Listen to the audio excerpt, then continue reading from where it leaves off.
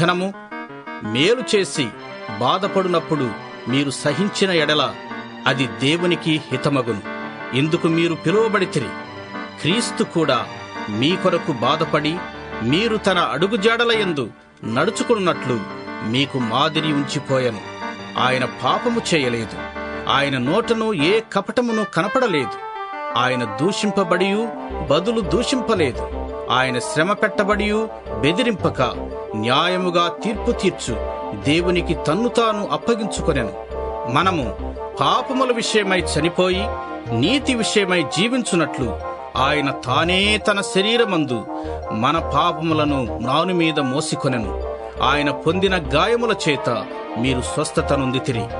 మీరు గొర్రెల వలె దారి తప్పిపోతిరి గాని ఇప్పుడు మీ ఆత్మల కాపరియు అధ్యక్షుడునైన ఆయన వైపునకు మళ్ళీ ఉన్నారు.